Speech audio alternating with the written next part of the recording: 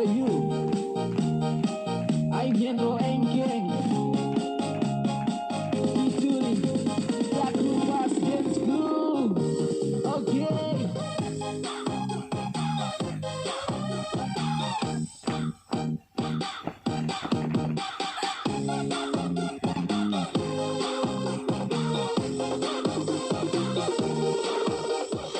Black Lucas Dance Crew.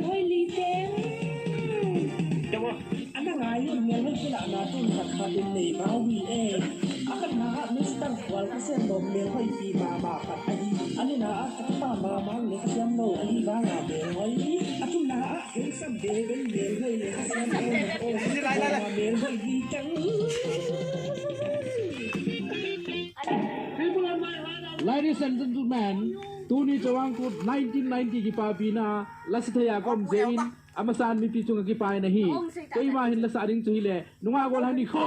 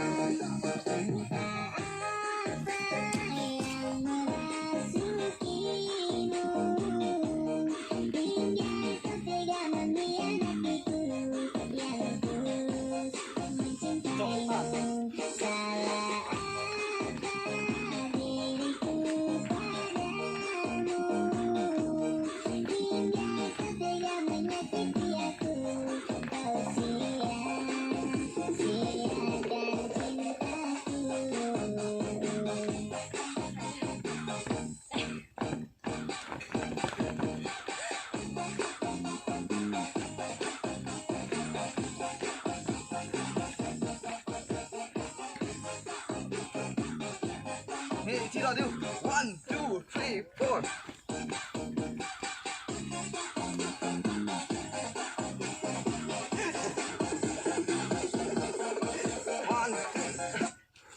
Tay tay. Tay tay. Pag-pag dito kami.